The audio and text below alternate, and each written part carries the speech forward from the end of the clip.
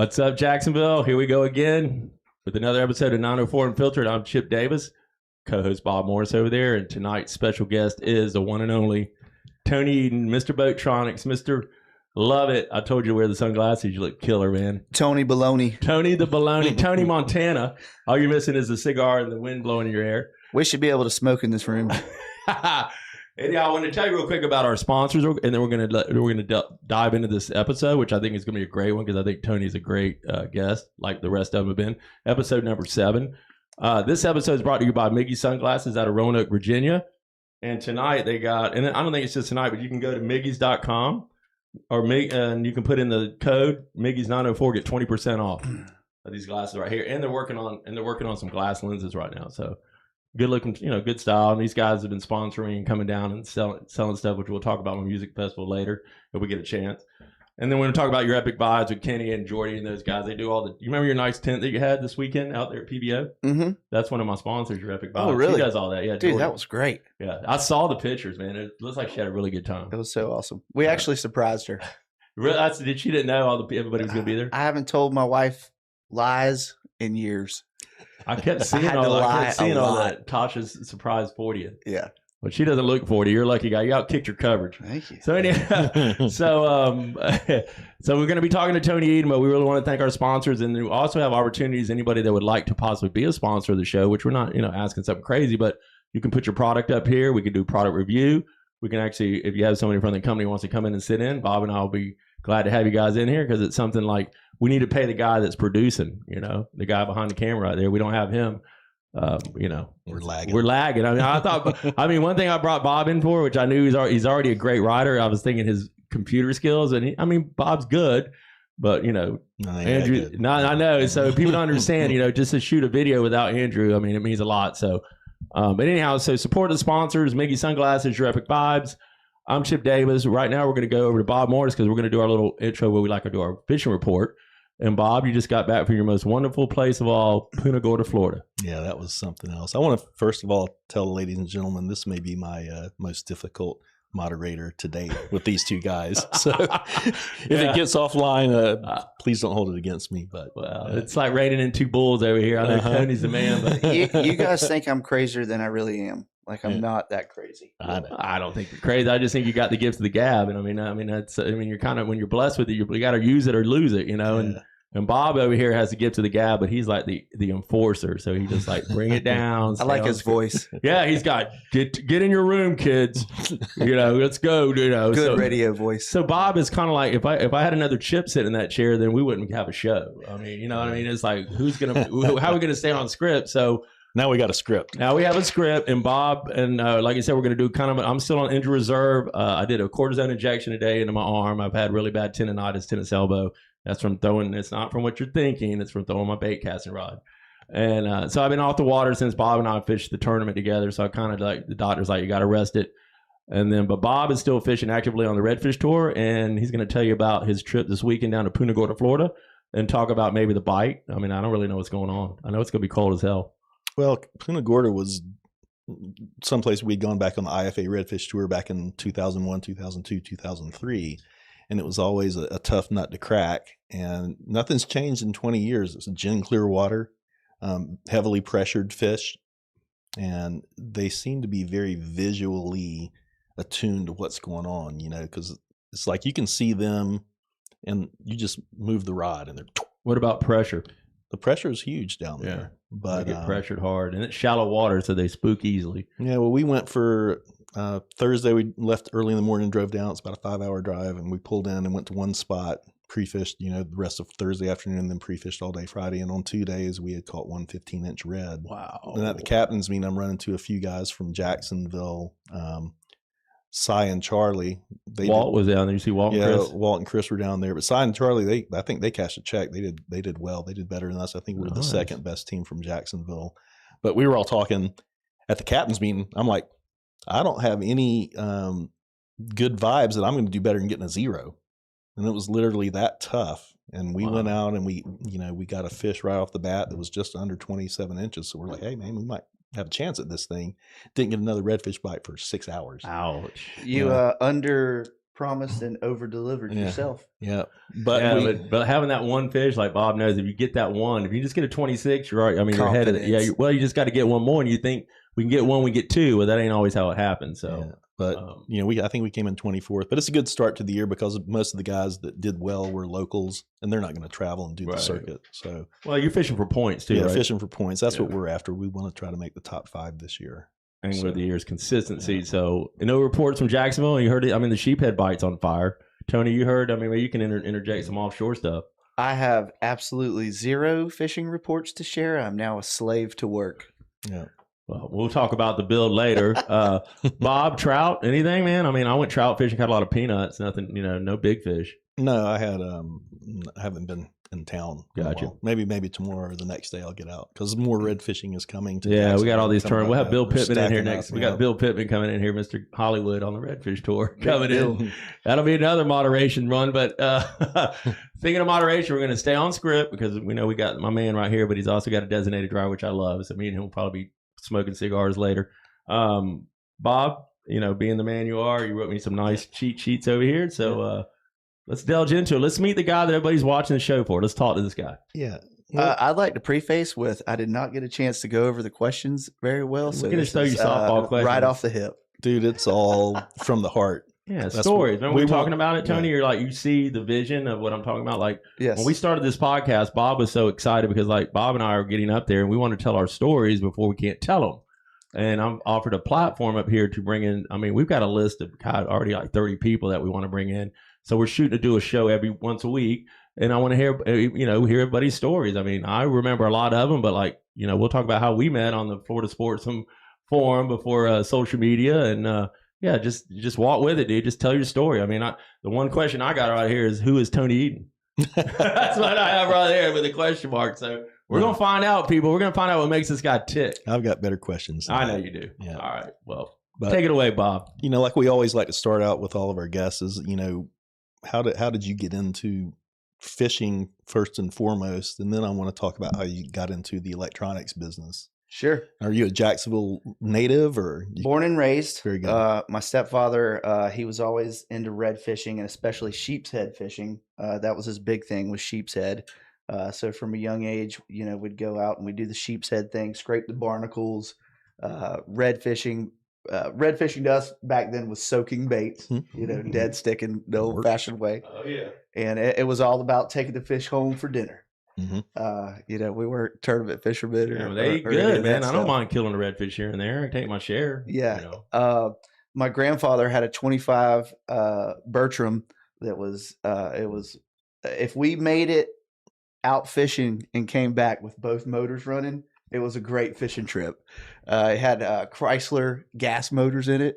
So we'd go in the morning and the guys would be cussing and trying to make the motors run and stuff. And then on the way out, we had a paper machine, a paper sounder with a stylus that drew the bottom, with a pin, and the paper would run out, and they'd be cussing the graph. You didn't have the graph anymore. We ran out on a Loran A, which was just a box with a bunch of numbers on it. Good luck figuring that out. So a lot of times it was just dead reckoning. We're going to 9 Mile. We know this compass heading. We know we're going to head at this heading for so long at this speed. We should be here. Hopefully the paper machine has still got, ink in it or paper or whatever. Are you just going on? You're just going to drop right here. But I really didn't get into fishing hardcore until I was like 18, 19, 20, starting to work on all the boats and meeting people with the boats. I was like 20 years old when we worked on Sky Smith's boat, and he was like, you work on all these boats? Have you ever been to the Bahamas? And I'm like, hell no. He's like, well, do you want to go to the Bahamas? And I'm like, hell yes. So I helped him take the boat back and forth to the Bahamas several times, and we would, we would fish the whole way. The first time we crossed, we caught a yellowfin tuna in the Gulf Stream, and he's like, starts filleting it up right on the deck, and I'd never seen anything like this. And he's like, this is your first yellowfin. You got to eat the heart. And I'm like, no, I'm not going to eat the heart. He's like, you got to eat the heart. And I'm like, well, I don't want to swim home, so I took a bite out of the heart. But anyway, that was. Did you do some sushi after that too? Yeah, and I realized how good it was. Yeah, And Yellowfin tuna. that's around when I really got into fishing. Yeah. And was that like in the 80s or 90s? I don't know how young. So that would have been. I started my business in 2005. Yeah. I was 25, but when I went with Sky, I was still working for Buddy Dean. Right. Wonderful guy. He was my. I worked for him for 8 or 9 years before I started. I think you were working for him. You came and worked on my boat at the house a couple of times. Yes. Yep. Yeah. He was up in Neptune Beach, right? Was this like a mobile guy, or you had his own shop? He was mobile. He had a shop, but we didn't really work at the shop. It was all mobile work, and he was a wonderful guy. Still love and respect him to this day. He taught me most of the things that I knew, coming up, and I took most of the technical classes and all that stuff while I worked for him. And who did you get certified by? I mean, I don't understand, all of them. So you stamp of approval. Tony Eaton's been here. Bam. Well, we started in that. So just trying not to get ahead of us, all that, how we met and all that. But so you started your business in 2005. Well, I think we should go back to the Florida Sportsman days before that. Was it already? So you'd already. So when did the Florida Sportsman? Wasn't that 99 or something, or 2000? Yeah, that would have been. You remember that, Bob? The Florida Sportsman Forum? Oh, absolutely. The Northeast Florida Forum, and then you had the moderators. When you went on Florida Sportsman and put up a fishing report, it was like the greatest bragging rights ever. And especially if you knew how to add photos, because that was a problem. Man. We didn't have phones, so if you didn't know how to take your USB out of your phone and hook it into your computer, then you're top of the class. Yeah, and Tony, and you know what I always thought too, Tony, you always wrote, and your grammar was always perfect. Like I was like, how is he spacing down his paragraphs? Because you'll get that one guy who'll do a post and he'll never pause for a paragraph. Yeah, a single sentence, but it goes. So Tony all capitals, kind of like the way Bob writes his blogs and all that. Very articulate, and and I wonder. I was like, man, damn, Tony's good. My spelling's still bad, but you always told stories. kind of like this. You told a story, so you had an engaged audience. I had inspiration there. Remember Steve Thompson, the Sea Snake? Yeah. He told these stories about his fishing reports, and it was like the best thing you ever read. I was like, and then you could tell by how many views you got or how many comments, and then there was always some, break out the popcorn and all that. But Tony, that's how I started knowing who Tony Eaton was, because we're totally different generations. I mean, I'm what, 61 or 60, and you're how old, Tony? I turned 46 this February. Okay, well, and then Bob, you're up in your 50s, right? Yeah, 58. So we all, we kind of grew up in different phases and all that. But I always and then when I met Tony, and we just kind of, I just knew about it because of Boattronics, and then I've always known you. Then you did a build, you did the Maverick, or wasn't the Maverick, it was the Hughes. It was the Hughes. Yeah, that thing was a bitch, and that was when you were on Mayport Road. Yep. So our first build, my cousins they were like, there was a little John boat looking thing sunk in the mud, and I pulled it out with my truck, and we took it to the house in Oak Harbor and did it all in the front yard, took it all apart, and then took it down to the ramp. I almost killed my now wife when we went out, and the big what's the big boat that the ship guide or whatever. Oh, the pilot boat. Pilot boat. Yeah. Man, he threw the biggest wake. Oh my God, dude. Those things will fry. I thought I was going to kill me and her. Anyway, the next boat was the Hughes while we were there. So I started the business in 2005. I was 25 years old. It started well, but then we had the Great Recession of 2008, and we basically went bankrupt. Yeah. And lost everything in 2008. 2009, 2010, we're trying to regroup, get everything back together with the business.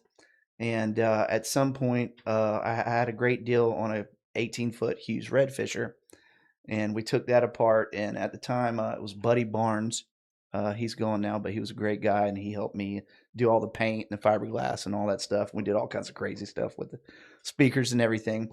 During that time, me and my wife lived at the shop. I remember that. On Mayport Road. Right down the bottom line. And we made names up for all the prostitutes and the drug dealers that would walk up and down the sidewalk. There used to be a few of them down there. Crack Black, and we had names for all of them. And we had one called the Gimp. I don't remember the Gimp. She got killed.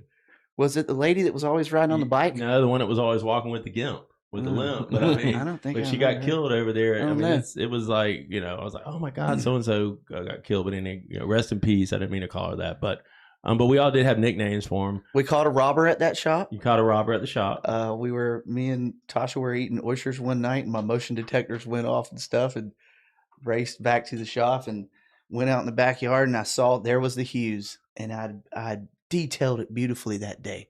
And as I walked up, I saw mud prints on the deck, and I'm like, God, what did they steal or whatever? So I'm getting closer, and I got my little 38 pistol on me at the time that my dad had given me. And as I got close, I saw the guy like laying down, trying to hide in their gunnel. And he started to sit up. I was like, lay back down, I'm gonna shoot you. Don't move. And the wife came out. She's like, what's going on? I'm like, I got this guy at gunpoint. Call the police. And anyway, it took the police like 45 minutes to get there. Was that JSO or AB? Yeah, it was JSO in Mayport. Right. Because there's a boundary where, AB stops at a certain place and it's JSO. So we also had a pit bull named Rusty. And Rusty would just come out when you open the door. He would just go around the perimeter of the place because he was barking at squirrels. But this guy thought he was like barking at him. And I don't even think Rusty noticed this guy or whatever. So I got the guy at gunpoint waiting for the police. And Rusty's going around. He shit his pants while we were waiting for the police to get there. And the Florida Sportsman, and I put that stuff on the Florida Sportsman report.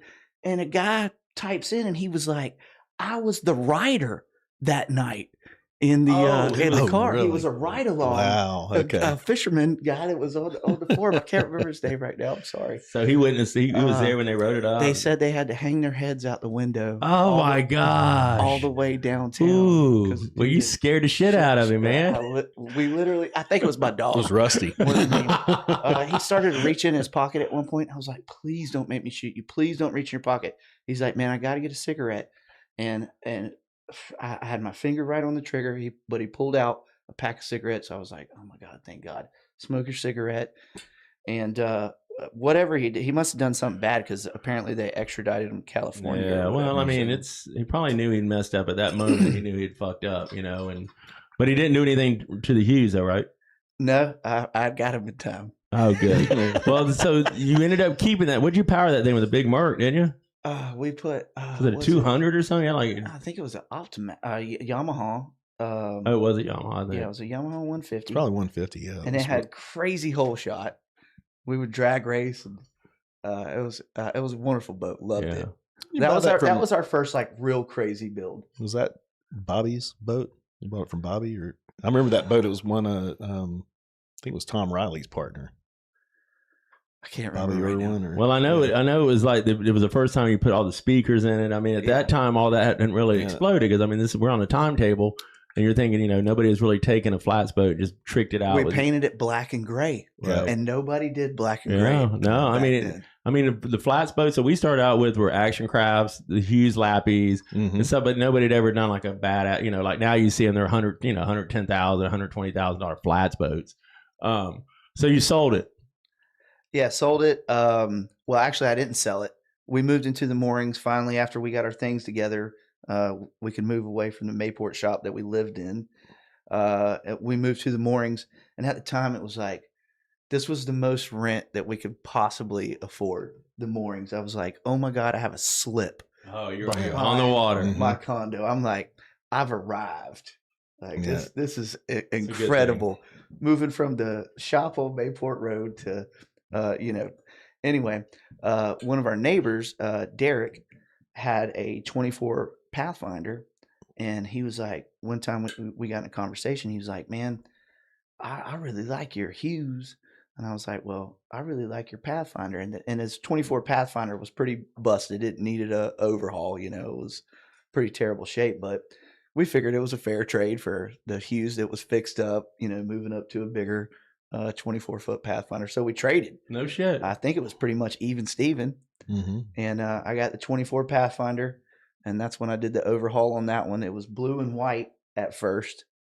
And we did the Florida Sportsman Dreamboat builds. That's the first time. Did it have the tower? Yeah, well, we had I guess you call it a belly ring or whatever, but yeah, where you stand up top. Okay. It didn't have like a full station or any of that. But yeah, You got that's pictures of that one? I don't really. I remember going from the Maverick. I mean, the Hughes to.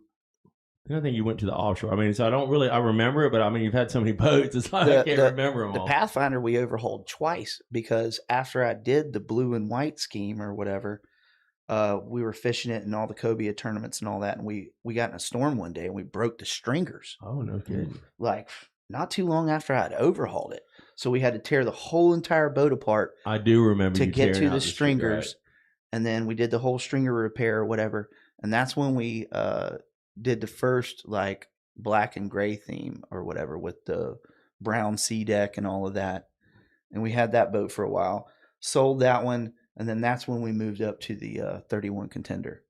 Oh yeah, that was. I saw that one on Florida Sportsman. The that one. also that made sick. Florida Sportsman dream. Yeah, well, you've done it a few times. Yeah. Well, you went with the one guy that had the show. What was his name? He had a great show, or he still does. George LeBon. Yeah, I like his show. I remember when he came out here and fished with you guys, and y'all were like the. George Gods. Yeah, remember he did the triple challenge. Yeah, he came out here and you're thinking of George Gods.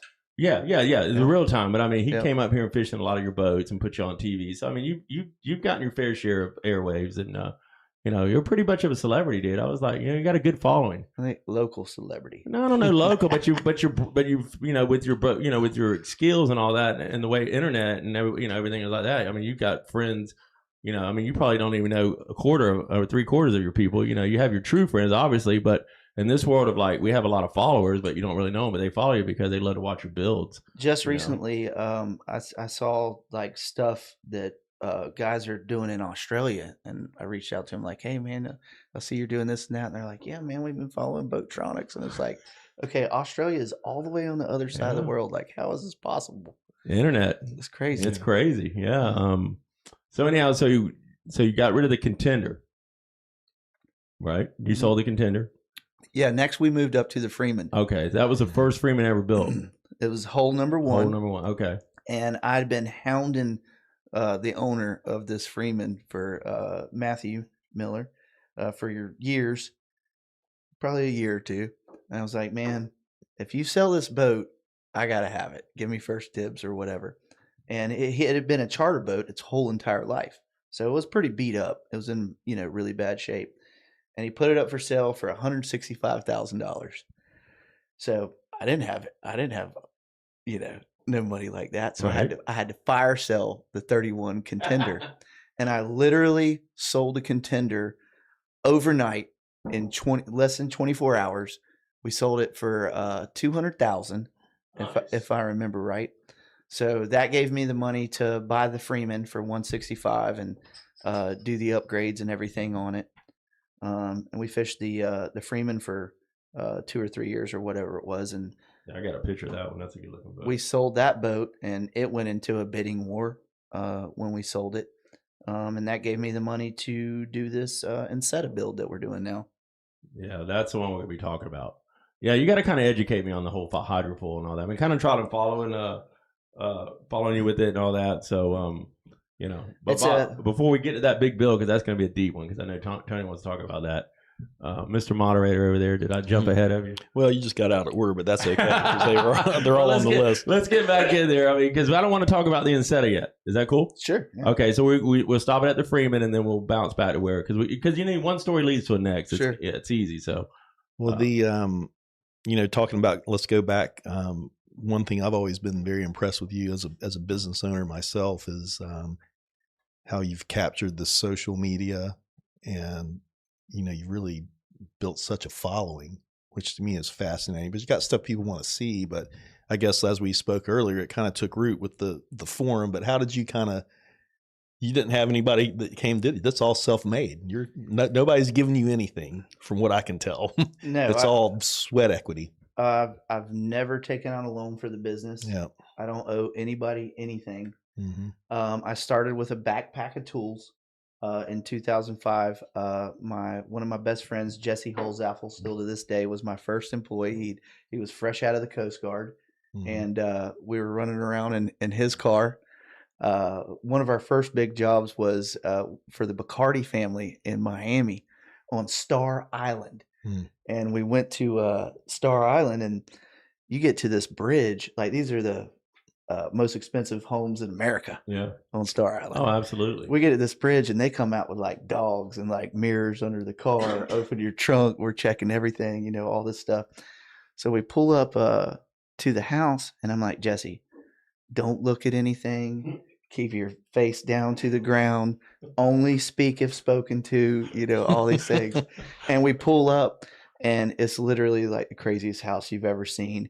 Every exotic car you can imagine is parked around this big giant round parking thing. Plus there's this giant long garage with glass walls, Bentleys, Rolls Royces, Ferraris, all that stuff. And Jesse is like, you know, his head's on a swivel. And I'm like, bro, there's like armed guards. Money down there. There's armed guards walking around this property. Oh.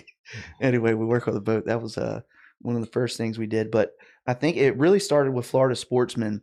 And that's where I was like, okay, well, you know, we talk about fishing, we talk about boats, show the jobs that we're doing in between, start capturing, you know, these people's attention, show them what we do.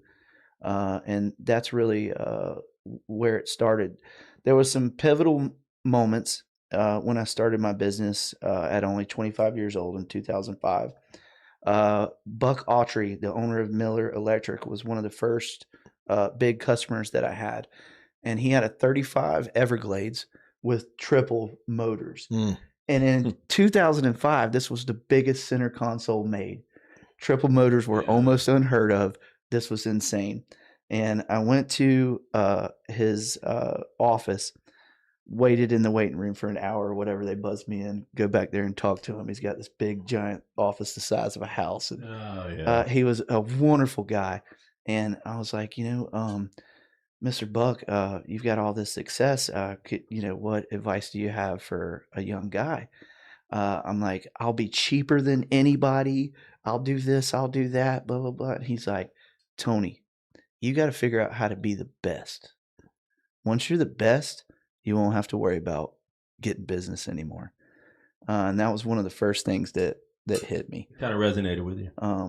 But yeah, we just always shared our you know, pictures as much as possible on the internet, and just built and built and built. And you know, when social media came around, Facebook, you know, we started posting all the stuff there, and now Instagram and everything else. Well, you were the one that I followed more on the Florida Sportsman Forum. I think Cato was the moderator, remember? Mm-hmm. Because Steve, I think Sea Snake moderated for a little bit, and then.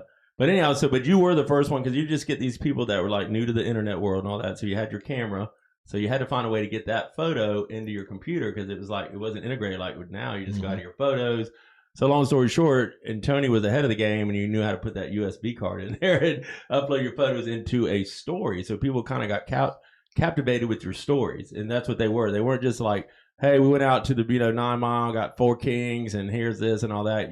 You just lead people into a long, and that's how Sea Snake did it too. Yeah. You know, he was one of the first ones that kind of, you know, did the same thing. He was my inspiration on the stories. Yeah, sure. And you could see, because if you look at his and you see yours, I mean, it's just the same. And I followed it too. I was like, I would be the guy that would draw a paragraph and never put a space in there. You're trying to follow a story. You're like, shit, can we get a break? It just goes there was another guy. Do y'all remember the guy that fished with Tommy Derringer way back in the day? What was he? I can't remember his name on the Florida Sportsman Forum, but he would tell hilarious stories about red fishing. It wasn't the guy that has the barbecue place down there, is it? No. You know who I'm talking about with him? Yes. Can't think of it. Well, maybe we'll have to ask. Maybe we'll get Chris.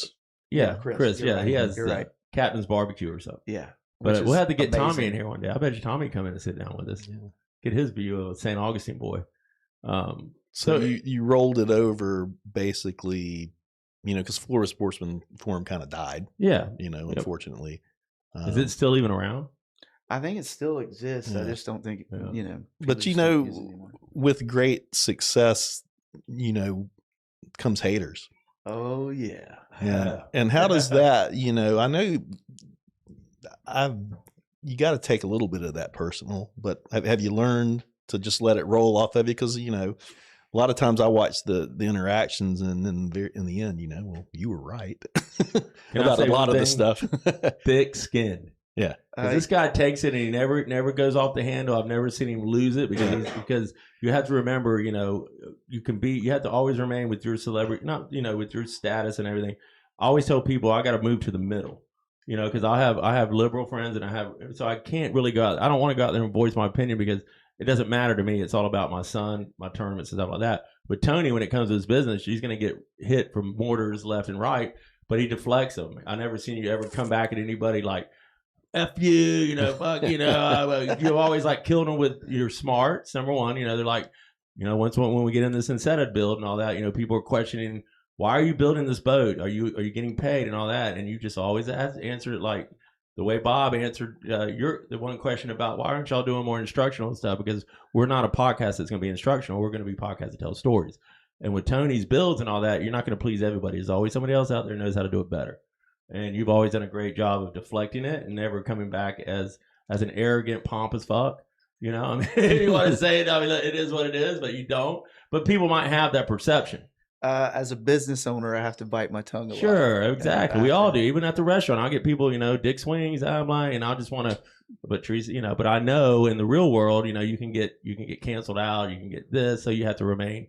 But there are times when you just have to let one rip, dude. You know, when the guy's just stone cold wrong. Every now and then, yeah. Every now, but you know, and you get trolled, and you got to realize, okay, right. This guy's just trolling me. And, you know, it's very you have to become in the social media world because nothing matters until we're like face to face. Oh, you're a keyboard warrior. I thought you said that about me. Oh, I didn't say that because if you know, sometimes people want to like talk bigger than they are. I mean, I'm not advocating beating somebody's ass, but sometimes it'll push you to the point where you want to get a hold of someone and just, you know, beat their ass. I mean, but you have to show the restraint and like same with Bob. I mean, business owner, charity run, you know, this is not a G-rated show. I'll tell people that right now. It's not. But I also remain in the middle. And I think you've done a great job about remaining. Well, thank you for that. I think we should come back to the hater conversation once we start talking about the incentive. Okay, yeah. There's a lot to be said about that. Right. Yeah. And that's a good one. So it's kind of crazy. Well, before we get there, because that'll probably be the end of the game, I want to talk about you know, fishing. You've had some really spectacular catches. You know, the big sheepshead that time. That you ate. Wahoo, you know, that was Florida Sportsman yeah. at its heyday, yeah. right there. You're sitting there like this, you got a beanie on, you're holding a 14-pound sheephead, and we didn't even get an IGA or nothing, and you ate it. But it was the biggest freaking sheep I've ever seen. The alleged stories were bigger than that. You know, I had an old rusty Boga grip. And you know, if you shake it just right, it would say 17. Right. Yeah. No, it's a big fish though. Fish. I did get the picture of it on the cooler, with the cooler measuring tape thing on there in the background, so people realized how big it was or whatever. But I looked up the record and it said 21 pounds, and I was like, okay, this thing ain't even close. You know, whatever. Went home, filleted it up, made this like cheese and bake sheep's head thing that was delicious. Ate it. Then I get on the internet, start posting my pictures. And people are like, first comment, you're a fucking idiot. And I'm like, what? And they're like, that might have been Florida State record. I'm like, no, it ain't. Florida State record's 21 pounds.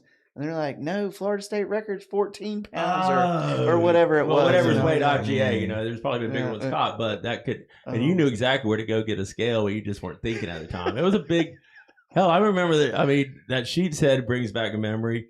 The flounder picture, that was the one because sometimes I miss the early days of the flounder pounder, like when Nathan was involved. Like Nathan was always, when he was at Seafood Kitchen, like Nathan would always challenge Tony, I bet you this, you know, and Nathan was involved, and it was but I just remember the bite at the cruise terminal that year. Dude. That was the big one. There was probably 1 million flounder caught that year at that cruise, and I remember you going out there with spinner baits on the Florida Sportsman Forum. I think it was transition to Facebook, but you're getting 8-pounder after 8-pounder, and I'm sitting here getting ready for my tournament thinking, Jesus Christ, this is gonna be the best freaking tournament. We were killing it, and then there was you weighed in like 3 respectable fish, but you'd caught so many, and then you ended up at the house wasted on the floor, and you dumped all them flounder into your kitchen, dude. There must have been about 40 flounder on that. Did Tasha trip? Oh yeah, she was pissed. And those who don't know, Tasha was just here tonight. She brought Tony. She's freaking awesome. Just had her 40th birthday. But so that was a killer shot. But the one thing, and that I know that drives you, it's in your blood, and it kind of hurts you too because you've seen their demise. Well, yes. Back to that tournament. The flounder pounder. That cruise terminal was the spot. Yeah. And when I pulled up to that, I was late. and there was like 20 boats, and they're Mm. almost like bumper to bumper, and everybody was anchored up. And I pulled up, and you could hear people, "What's this idiot doing? Whatever." And there was like one little tiny spot, and they're like, "He ain't gonna be able to anchor in that spot." Blah blah blah. And I pulled up, and I put the trolling motor down and hit spot lock. Oh, And they were all like, how "What do you is do that? What is that?" That was like brand new spot lock. Yeah. It just came out on the trolling motors, and like you could just hear all the conversation. We went right to fishing and Oh, started dude, catching. that bite on that. everybody Was, else. did you get a bite? It was Did you get insane. any of that, Bobby? That bite on that whenever that cruise terminal went off that year? You know, I fished around the corner because it was always locked down. But Right. I had a guy that Robert Evans is a friend that was in the lure club, and he was befriended some commercial guys. And he said one of the commercial guys went was getting like 3,000 or 4,000 pounds off Well- of there that year. I always wanted to ask y'all, how is it so crazy that one year every single flounder in existence goes to that Because one spot? it's The next year you never catch one there because again. we think we know what's going on with the runs, and we you know, we talked a little bit about, you know, the pressure and all that, but you know, when historic runs like cobia runs, you know, trout run and all that, but that flounder run, I got a little taste of it like this, so I never got to get on it, right? Because I'm running around like a chicken with my head cut off. So believe it or not, I fished with Troy Hutto up there. He had his boat tied off right there at marker 32. Salt life. And we had the Salt Life little center console was behind marker 32, and he had a live well full of Sweetie Golds. Lenny had got him like 100 Sweetie Golds, and you know, so we were live baiting them. God rest And him. God rest in peace, Lenny. And we went around. We started at Dunn's Creek, and the boats were the Armada was already on that spot, and it was during the week. And we started up there, and I saw a couple people, and there was nothing happening. I said, "Troy, we got to move, dude." And so we went down, and somebody was pulling out, and we pulled up. And you know where the wall starts, and then it stops there, then it comes out. There's a drain right there. Well, we pulled in, set the hook. We didn't have, and it was first outgoing. I'll never forget this day. To my right is this guy going, "Give me another fucking mullet," and it was Little Man, and he was commercial fishing. That's great. And so all I heard was this little dude, and Troy's like, "Little Is Man, that when you what's met him? up?" That's how I met Little Man, and you know, and then he won my tournament like a year or two later. But he was commercial fishing on that spot. He was just taking his rod, like a tuna rod, sticking it back. Guys putting a mullet on, and he's firing it back up there. And we pulled in there, and we doubled up immediately. Boom, boom, 4-pounder, 4-pounder, 5-pounder, 5-pounder. But as soon as the tide started going out, it was over. So it was like first the outgoing, and that was the only bite I got. But I'd heard stories, and Little Man told me shitloads. You were like going out there. You could just throw a spinner bait out there. But what happens is like 4 foot right there, and then it just walls down, and then at the end down there, it drops deep. So the flounder moved up there on the high water, and it's only 4 foot next to some rocks, and then it's a flat, and then it just buries out where they cut the river, and those fish moved up, and they come along out the wall. We were just blistering them. Yeah, along well, the there was wall. thousands of them in there, but it was the only bite I got of it, and I mean, it was just insane. But that's how I kind of met. I mean, I want to bring two tour stories together, but that's the first time I ever saw Little Man. He was just slinging, and he just throws it, and they put a mullet on, and he'd throw it right back up, and he's just, because I mean, commercial guys, 50 a day, you know, catch what you can. So anyhow, that was a great bite. Your number one fish is the cobia. Definitely going back to Nathan Stewart, man. We don't have enough time for that. Dude, he messed up when he showed me that cobia fishing. I went out there with him. He had a 24 Lake and Bay at the time, 72 mile an hour boat or whatever it was. And we went out there, and first time seeing a manta ray and the cobia stacked up on behind. And back in those days, if you saw a manta ray, it was loaded. What do you think? It was like 2012, 2013, something like that, if you can remember? I mean, because... No, way before that. So even before that, maybe... Okay. Yeah, because... We're talking early 2000s. Okay. Yeah, because there was always a run in the spring when the manta rays ran, but now they don't run with shit on them anymore. Well, it was back in Florida Sportsman days because there was a lot of controversy, like, don't post that shit up there. There were... Yeah. Until it's over. Right. That. Oh, yeah. Because you got to a point where... 3-week rule. Yeah, that was a, you know, you talk about things and, you know, we all partake in social media, but that's one thing that's just really it was taboo. bad Don't let them know when they show up. It's bad for the fishery because then, you know, you see guys out there in goddamn flats boats and you know about try holes and bay liners. Anybody who thinks they can go, I'm behind my house. We were you know? putting ladders on everything, and speaking of and then they had the cobia tournament came around, and we ran the captain's meeting out of Dick's Wings. Yeah, remember the cobia challenge that was put on by he lives up in Fernandina. What's his name? He runs the charter boat. He was a air traffic controller. Tim. Yeah, Tim Altman. Yeah, Tim put on the cobia challenge. Well, I did it first. Okay. I had it the first couple of years, We got second in the first year. And, Cheater. Trey Jones. Oh, Trey won it. Speaking of cheaters, he failed the polygraph, and he calls me up instantly. I was the person that found this FBI lady that did the polygraph before anybody. I was the first to put her. I was like, okay, we got a gentleman's tournament. There's really no way to tell who's telling the truth or not. We got to get this lady in here. Anyway, Trey, badass fisherman. He won the ship fair and square and short, but he failed the polygraph. And I'm like, as soon as he failed it, my phone rings. He's like, I failed the polygraph. I ain't no cheater. I ain't never cheated in a tournament in my life. I'm like, Trey, what'd you do? And he's like, well, she asked me if I followed all state and federal laws, and I was drinking on the boat, and I might have thrown a beer can or two off the boat or whatever. I'm like, she has to build a baseline. I'm like, hold on a second. This was not supposed to be one of the questions in the tournament. I just wanted to know, was the fish caught fair and square? All of those things. That question was not supposed to be in there. But in her defense, though, and when I used the polygraph that one year after that Scott Spivey guy got caught cheating and everything, I did it the following year because I don't really want a polygraph. But what happened with mine was, hold on a second now. I called her next and I said, why did Trey fail this thing? And she goes, oh, we got to the state federal law and the thing pegged. Before that, he was doing great. And I was like, okay, man, well, that question was not supposed to be in there. So this is what we're going to do. We're going to get Drew Webb in there, who was his mate on the boat. We're going to ask him all the same questions, except for the state federal law question or whatever. If they pass all the fishing questions, then they win fair and square. And Drew came in there and passed all the questions with flying colors, just like Trey did, except for that one question that was left out. Yeah. Well, like I said, going back to a story that's kind of related to that lady, because she did the polygraph down there. She was a real deal. I hired her for 1 year. I got her through Paul Dozier because Paul was using her too. I turned Paul on to her. She took the what's his name? Tom. Don Demon's little place he had down there. They got rid of. Right there to the east of Mobby. Remember, we had that little room in there. He let us use that room. And so the guys that won the flounder pounder had to come back because you can't do a polygraph. You've been drinking. You had to do it the next day. Mm-hmm. So we did it on Monday. And one of the guys that got polygraphed was like, that was uncalled for. It's like he got violated. Like she was asking, she's like, I got to build a baseline. But he passed. And then that's when, what's his name from St. Augustine, Joe Capoe won. And they passed. Him and his buddy Chris passed it, But she's very intimidating. Oh, yeah. But if you set aside questions that you don't want to ask, I didn't give her any parameters. I just said, test these guys. And both of them passed. And both of them were like, dude, that was like the hardest thing I've ever done. A lot of us are drinking in tournaments or whatever. So you need, what's fair is you need to know the questions that you're going to face. Right.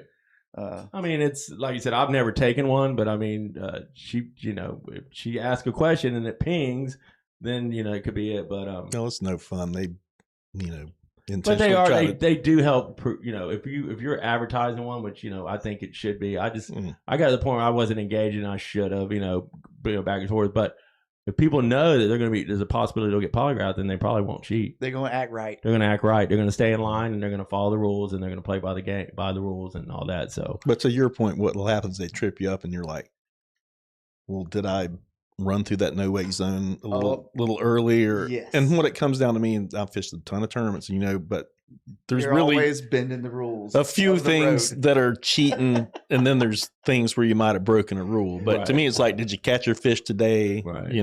Was it in a pen, or the they had it on ice for a week? And we're having a fishing tournament. And then with the Cobia challenge, which it's you get 30 days or 2 months to fish it or something like that. Mm-hmm. When it comes to something like the rodeo, because I can't really truly call those tournaments. Mm-hmm. Tournaments to me is like you got a captain's meeting, you're weighing in the next day. When you're having a 2 month weigh-in, that's a tournament, but it's truly a rodeo because but you have to polygraph those guys because nobody's watching. We're all running out 68 miles to the left. We don't know. So Paul's polygraphing the winners on something like that, and especially the Cobia tournament was you could weigh in. Where do y'all do the weigh-in at? Y'all bet somewhere like on the Cobia? Most of the time it was strike zone, but then we had some where you could weigh in at different places.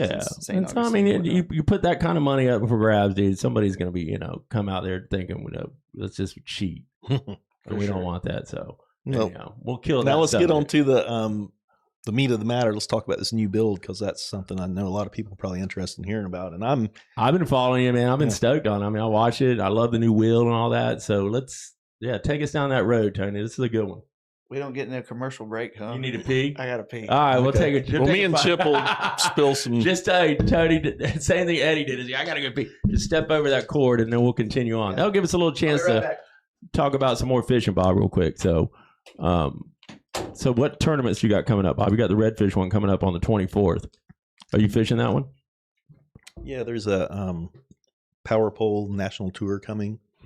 How many redfish tournaments are there now, dude? I can't keep up. I mean, legitimately, I'd say 2 or 3 tours now. So you got the Power Pole. Yeah, and you got the Florida Redfish Series. Those are the ones I'm interested in. Right. I don't know about stuff out in Texas or North Carolina or South Carolina. And stuff then what like do you that. think about the Go Lives? You like the Go Lives? Yeah, we signed up for that one today. Okay. I think that's kind of a cool format.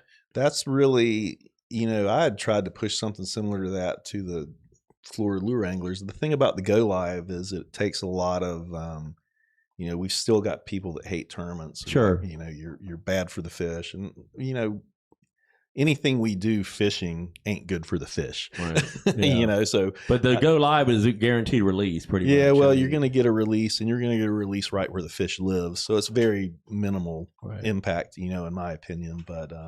But that's kind of that's what the cool thing about having social media is. Like, all you got to do is log into Facebook or sign up, get your guys. And the way these scales have come, where they've evolved to these scales. I mean, you hold them, they'll calculate how many fish you catch and all that. So, well, it's a tournament. It's still fishing, It's just it gives you an opportunity to catch more than one. And you're weighing them in, you're weighing, so it's kind of cool. And then they go up to 9 pounds, so there's no length. Yeah. So if it's over 9, it's out. Yeah. I think that's kind of you seen those tournaments, Tony? The Go Lives, the redfish ones. Mm-mm. Well, the Go Live is like you go out and I don't know if it's a team format and all that, but they instead of measuring the fish, you can have up to 2 fish to 9 pounds, right? 3.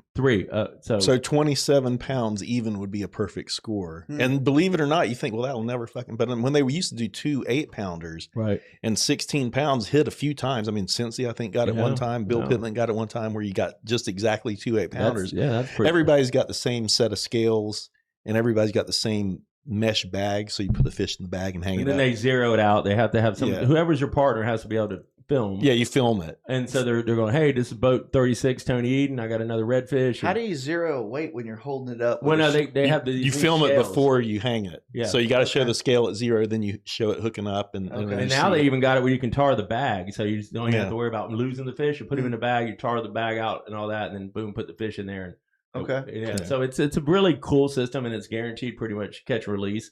Like the fish are going to swim away. Yeah, it's just another format. Live action kind of fun. That's cool. You feel better? Tournaments are constantly evolving. And I just evolved out. I just checked out. I just walked away. I thought you're back in the game now with Bob.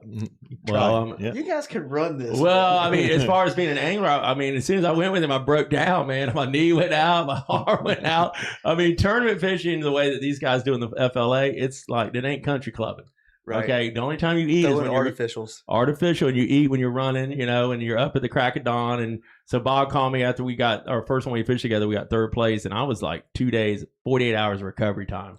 These guys are monsters. I mean, you look at these bass guys that run, 80 miles an hour in these bass boats. They fish 3, they're traveling.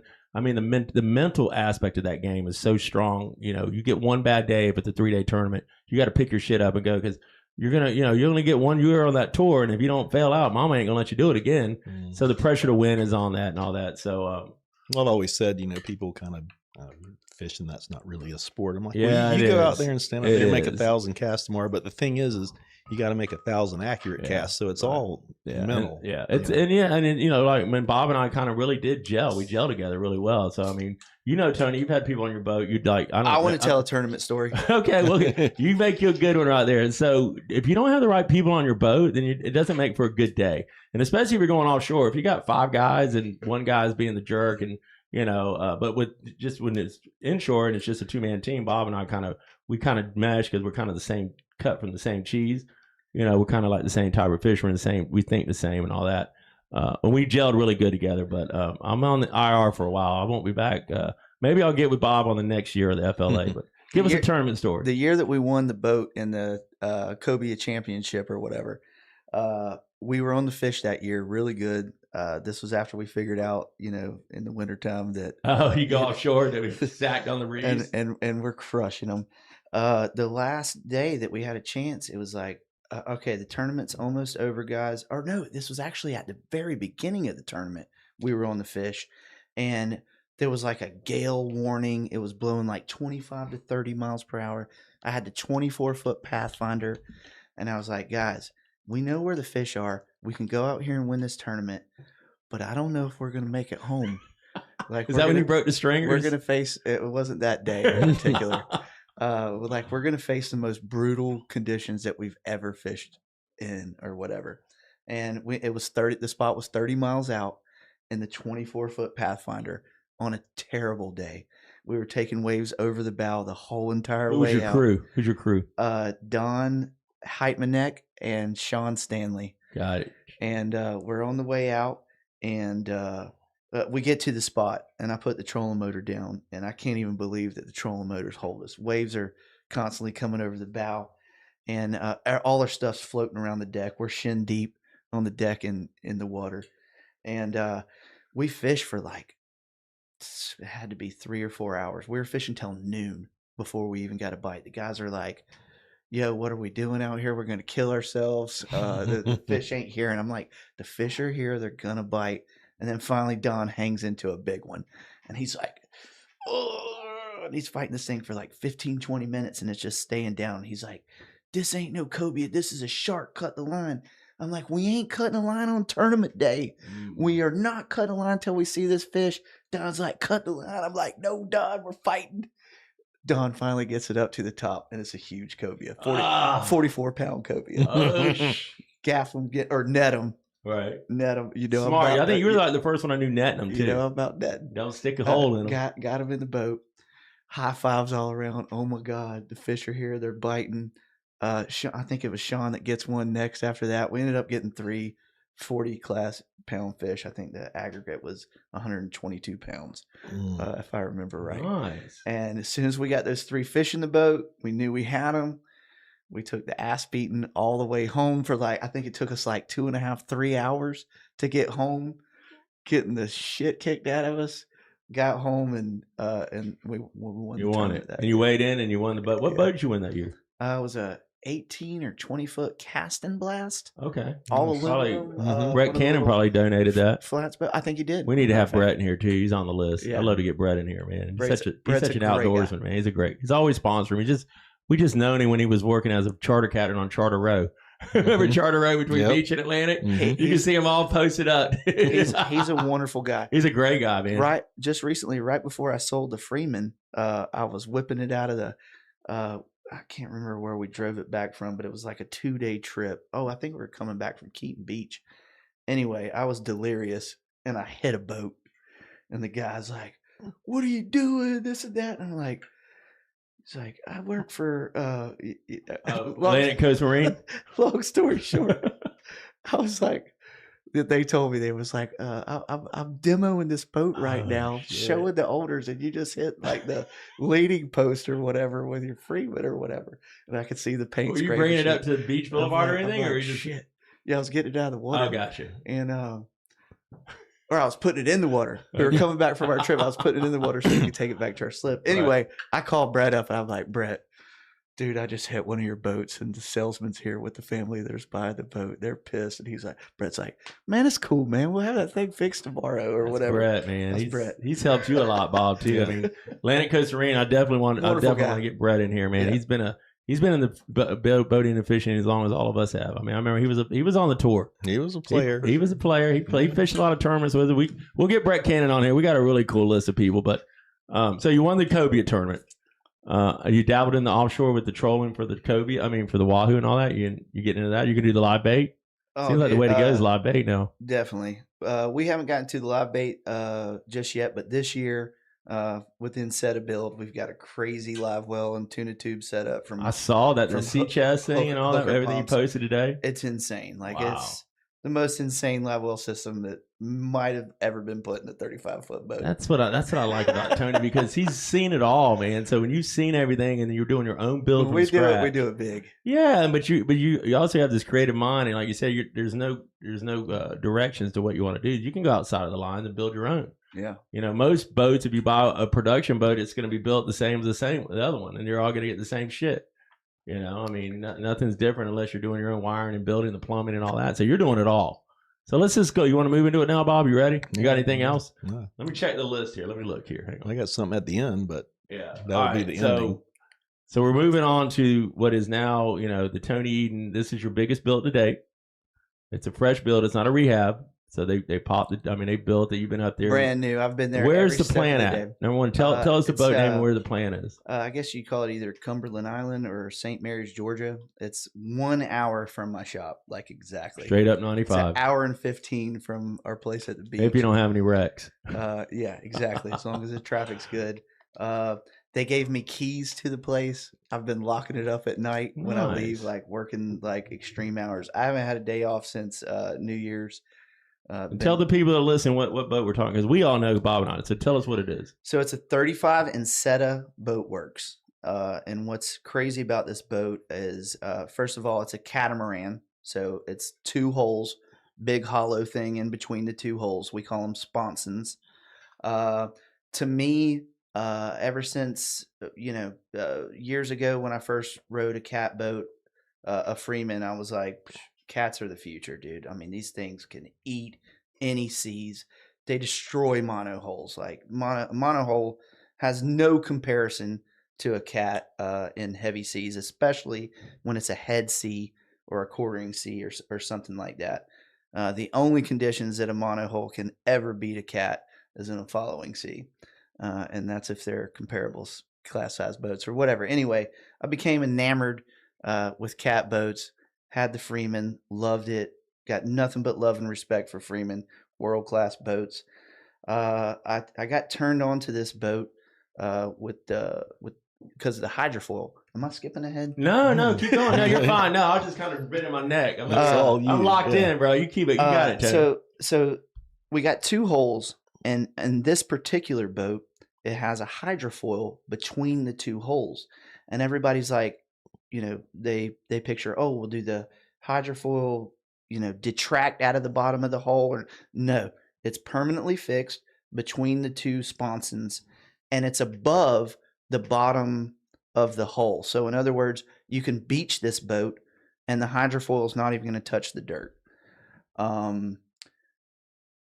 Is it reset back something where the hydrofoil is? So it's about midship. Okay. And it's basically a big stainless steel blade that goes between the 2 sponsons, and it's like, so it's not like you're thinking a hydrofoil like a sailboat where they're like, it doesn't stick down below the hull. There you go. Yeah. It's in between the 2 holes. Okay, all right. And it's higher up than the bottom of the holes.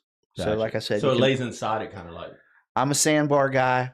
I can beach that thing and not worry about the hydrofoil. There you go. You'll be seeing that bitch on out there at the Port George, and you will. And we're going to be taking pictures. People will be able to see the hydrofoil in the best. That's what I was ever. thinking when I think hydrofoil. I'm thinking, hydrofoil surfboard. You got the fin. So what's the?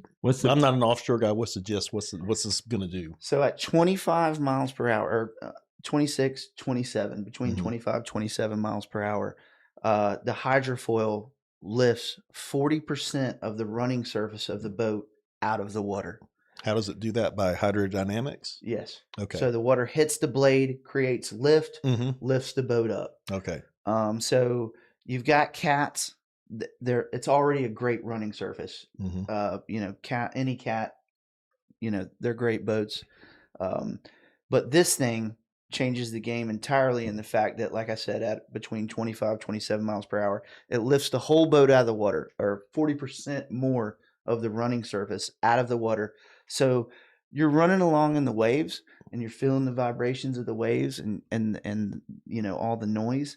And then when that thing gets up on the hydrofoil, just goes away. It's like you're flying. And all of a sudden the noise goes away, the vibrations go away, and now it truly feels like you're like flying along.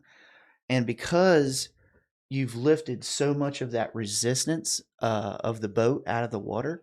Now it becomes crazy efficient. Yep. So we're looking at over 40 miles per hour. This boat can get over 2 miles per gallon with an average or slightly heavier load.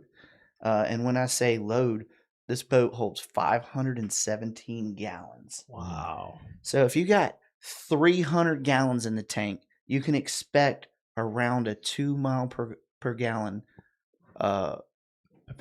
efficiency. Yeah. And you're talking 600-mile range. So or you're whatever. getting the boat up off. So it's basically like a jack plate. It's lifting the boat and getting up on there. Kind of like a pad. Kind of like a pad.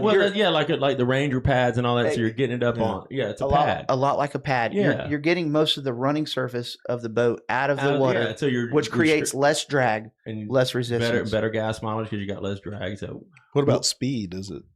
The hydrofoil has a limiting effect, so we can only go about around. I think the top speed of the boat is 68 miles per hour, depending on power or whatever.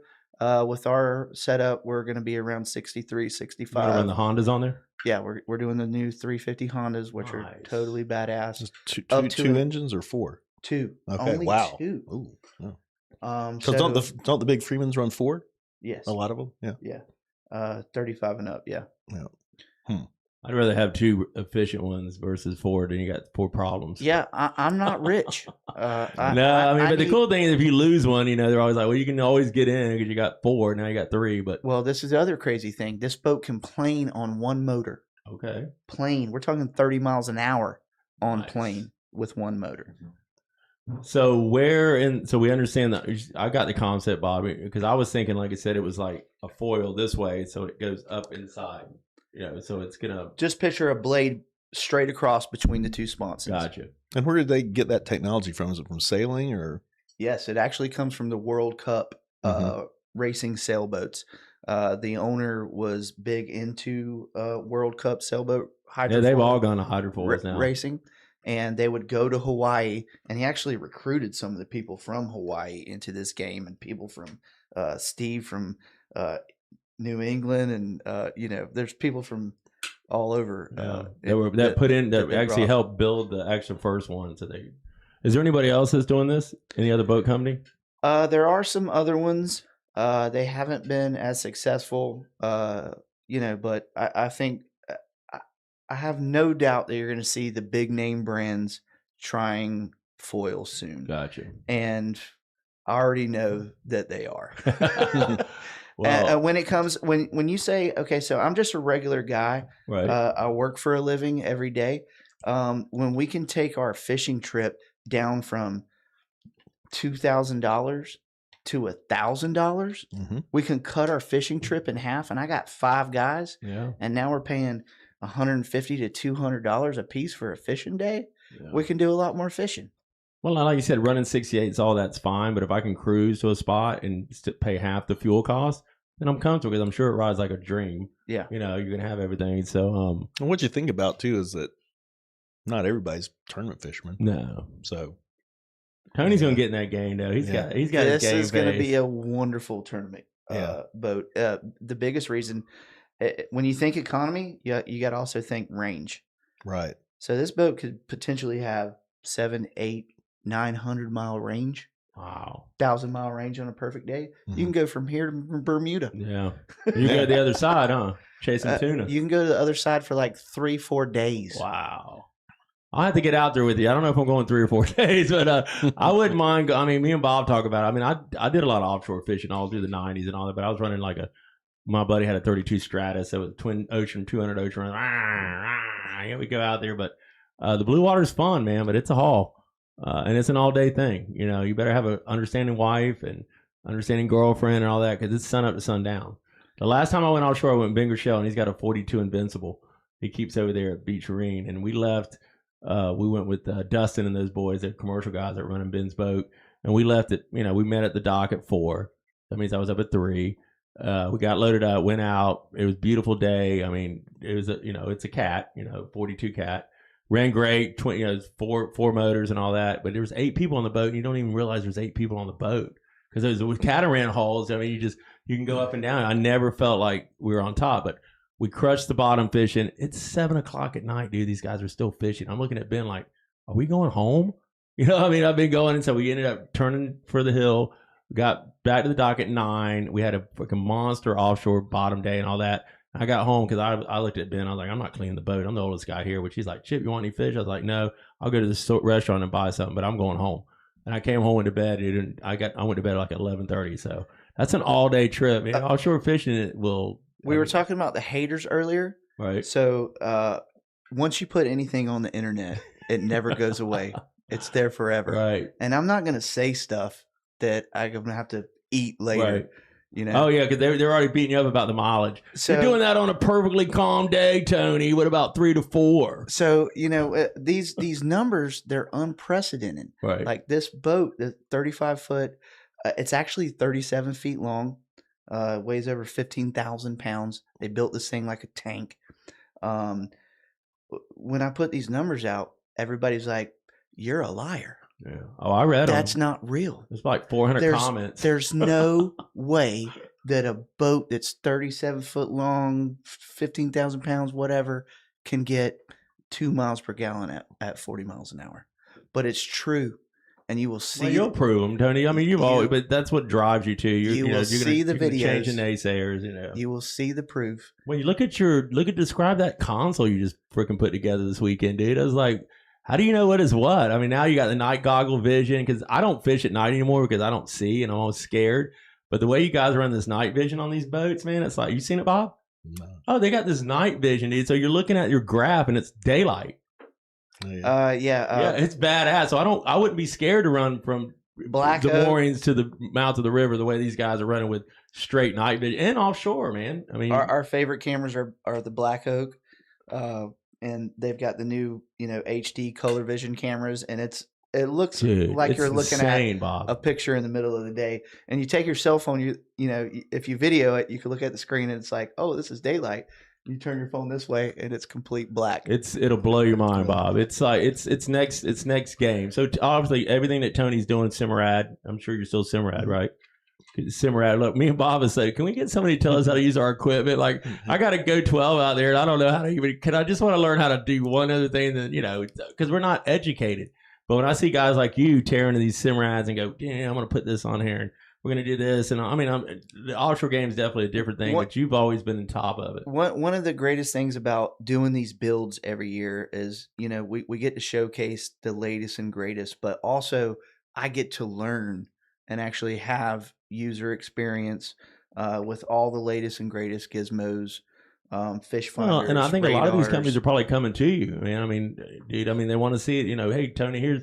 And some people are like, no, we're not getting everything for free. You're paying for the boat. We've already clarified that. Yes. But some stuff that people are like, hey, man, we know Tony's going to do this. Well, hey, if I owned a company and you were building this, you know, start from scratch, and I was like, here, Tony, here's my night vision shit. I'm going to give it to you at, you know, cost. Just put it on your boat because I know it's the baddest shit. And we have quite a few sponsors. Yes, that's what I'm saying. Nobody's getting shit for free. Yeah. You know, I mean, in this day and age. Well, I do get a lot of product. Well, but that's because you've earned it after build. You have to build a resume. You know, you're not. You know, it's some things you deserve. But so you're getting the best of the best. So you're using the stuff that people are looking, going, I want you to do that to my boat, Tony. I want to bring my boat in and get that night vision. I want to get this stuff. So you're learning and watching you build this. About that freaking sea chest. I mean, look at that. How many freaking pumps you got on that bitch? So there's only 2 pumps, and one pump is a 4,500 gallon per hour. I got an 850. Just one pump, right? And that can run 3 40-gallon live wells and 2 tuna tanks that have. That's a new rave too, 10 right? to 15. The tuna tanks are big. The second there is only redundant. Right. It's there for backup. You don't even need the second so pump. You don't have to even burn it. And it's there if you need it. If you did have a failure with one pump, you just do you have alarms or anything on it, Tony? Does it sit in there and you just know something's not working? Man, I got every alarm there. But I mean, because that kind of trips me out. Like, I've had people running offshore and have a hose pop free and almost damn near sink their boat because, you know, if you don't down inside a bilge or whatever, you've had hands in millions of them, shit starts wearing down, you know, next thing you know, you got this big fucking hose is popped off and you're filling the back of your boat up with water. That's the big thing. You have to have cut off valves. Yeah, that's it. Yeah, I'll see everywhere. I mean, I love watching the builds and all that. I mean, that's one thing about egret, which jumping away, but egret, when I first saw, look, because I had the first shoes I ever had, you couldn't even get a wrench up there to put my first trolling motor on it. It was like, how, I was so deep down in there, and I was having like claustrophobia trying to get a wrench on the thing. But egret, when Frank built egrets, you knew Frank, you've always wanted to do an egret build. You know, you did the Big O and all that. Love their boats. Yeah, they're great, and James has done a great job of like glad to see they're in St. Augustine and keeping now. it as not That's a production super cool. boat, but like just a custom. Because we don't want to have a million egrets out there because it's going to decrease the value of mine, and Bob's got to go in. But I always loved you could put a pipe wrench in the bilge if you had to get in there and take shit off. But I've had boats. I'm like, does anybody think about what the fuck they're doing when they build these boats? Like these Maverick. I mean, the old school ones where you couldn't even get a wrench in there. You guys think nothing was gonna break? You guys are egret fan guys. Yeah, let's have some fun with this. Do you guys know why the egret boat was developed?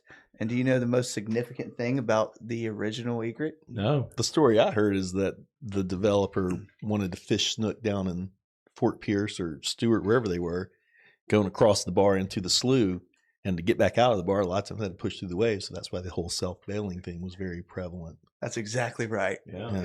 And then you ever look at that hull? Like I've got the moccasin hull. I mean the way they were the first ones that made the convex hull. Yeah, exactly. Yeah. And like it's a dry hull. It rides great. It doesn't hold a drop of water anywhere on the boat. Mine's self-bailing and everything. Bob's, but mine is a little because I got the he's got the you got the 167, Bob. Mm-hmm. What year is it? Like a 2006 or 7? 8 maybe. Yeah, it was the same as when you were talking about the 08 crash. I got deal on that boat. Yeah, because Frank had wanted to keep his guys working. Bob's was one of the first egrets that I worked on way back in the day, and I remember going to his garage, and he had a whole wall of lures. Oh yeah, he still got that. Now he's got a whole wall of trophies. It looked like Strike Zone in his lures, and like.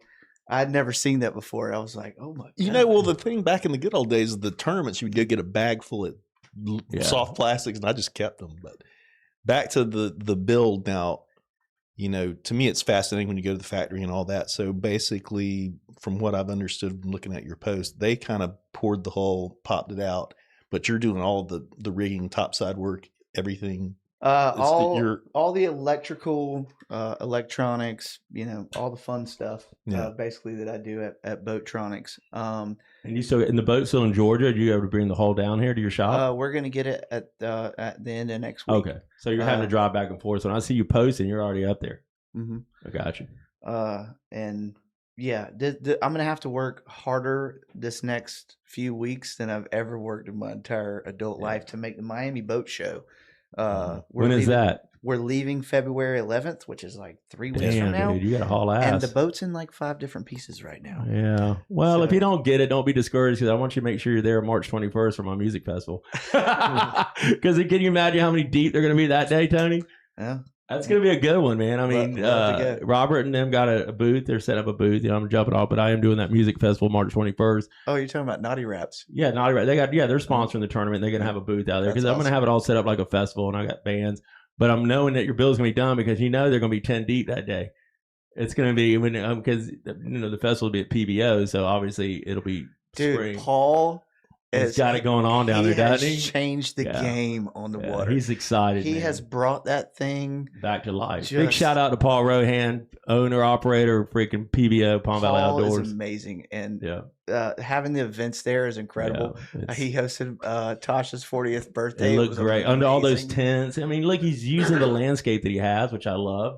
But I can only because I'm hoping that I want to see the Insetta down there for for my music festival, which that'll be March 21st. It's going to be there constantly. Oh, I know. It'll be hey man, you want to ride on my boat? Talk to the Insetta, but so how much? So did you say you want it ready for the Miami Boat Show? Right now you're in the heart of your rigging, you're pulling wire, you're doing plumbing, electronics. You just did the console.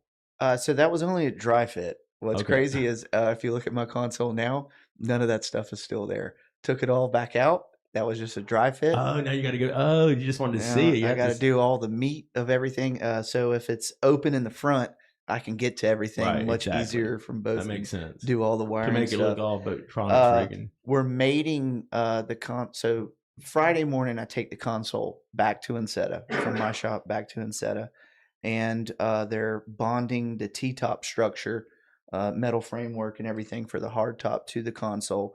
It has to sit over the weekend and cure. I'll be there the entire weekend doing everything I can to rig the console and stuff. Are you taking anybody with you? You got anybody? up. You got any help? No. It's It's just me. My guys need to be at the shop making money, or Absolutely. I'm gonna Right. run out. Well, and also you can. But also if you want to drag a couple helpers out there, you can get on the job training. I mean, if anybody wants to come, Hey, right now you hear right now, Tony's like, hey, any young bucks out there want to go learn from the man? oh, this is a great dude. It's a great time for somebody that wants to reach out to you, Tony, and we are like, hiring, and Yeah. I need. well, what a better way to train somebody? Young, These- hungry guys. Yeah, so bad. you don't want recycle people. It's kind of like in the restaurant business, oh shit, so and so's hired back. He was here 8 months ago, now he's back. You're like, they come in with no drive. I mean, and not a bad thing, but I mean, job is a job. But could you imagine somebody's watching right now, Tony, and they're like, hey man, if you want to be an apprentice and watch this guy rig the boat, His own boat. and he ain't cutting corners, bro. So it ain't gonna be like, nail it, it's government work. We're getting paid. You have the opportunity to reach out to Tony Eden. You'll find him on social media, Boattronics, which I think you got like 25, 30,000 followers on that page. Well, between the 3 or 4, it's like 60 or 70,000 at this point. So if all 70,000 people watch my show tonight, you subscribe, which I love it. We'll jump up in our. I've only shared it. Tomorrow, I'm gonna. You'll be able to share it, and it's one of those things. And we're working on getting us linked up to Spotify, which will be really cool because, like Bob, like I listen to stuff, but like listening to. Like, if you'll listen to this show, Tony, trust me, you will, because Eddie does it. We all do it. And you'll laugh at what you're talking about. But it's kind of cool to listen to yourself coming over your stereo as you're driving around in a format like this instead of just bullshit with your boys. I mean, you're really, the structure of the show has been, I can feel how it's going. And I was telling Bob going in our seventh episode, how it's getting to be like really cool. And now you kind of feel it because Tony was all on that one guy's side. It needs to be more instructional. No, it doesn't, dude. It's about stories. I'm totally with you. You love it. All we need is like a little fade wave. Yeah, you can. For me, it was like Chip, Bob, and Eddie are in one room. I know. This is a powerhouse of information. And we gave away a lot. I wanted to learn. Well, we gave intel, but as far as like trying to be an interactive, like instructional type thing. Now I get it. This is about telling, because like Bob said, none of us are getting any younger. Number one, people, if they might like the story, this guy like Mike Phillips is like, you guys are killing it. Like Mike will be on here with us, and then Bob's like, I can't believe you remember that, Chip. I mean, I don't forget certain things. I don't really forget a lot about in my fishing world. I don't forget anything about any of my tournaments. Tony, like, you've been a friend of mine for years. You've been a big sponsor of the Flounder Pounder, which I want to thank you personally right now. It's been my pleasure, and it's been incredible to watch. It was an incredible run. $1 million raised. 1.6 million. It was unbelievable. But it was also on the backs of small businesses. I will never do anything that great. Well, if you had an autistic child, which it was my internal driver, yeah, you would, dude. And I tell people that all the time. It's like, Chip, you did this. No, Chip had to do it. I had to do something. It's been amazing, man. Yeah, well, now I'm flipping the script and I'm going away and I'm going into music festivals, which I've always wanted to put a poster up here that says my first annual, Flounder Pounder for Autism Music Festival. But I want to tell you right now, we're going to wrap this up. But I'll tell you, we're not. No, we're not. Oh, okay, hang on. The list, he got sidetracked. And I apologize. If I would have had the zapper, I could have got him off there a little bit. Go ahead, Bob. I apologize. The one thing to me, because I always want to try to learn stuff about fishing, is I am keenly interested in your take on what's the future hold with marine electronics and what kind of innovations do you see coming down the road here? Because things have obviously, we talked about when we did our first podcast. I'm like, when I learned to fish this river, there was a NOAA chart and I would cover my eyes and drop my finger and we would go, we're going to go there today. There was no GPS. There was no Google Earth. There was none of that shit. And now look how, in just the past 25, 30 years, how much it's changed. What do you see happening?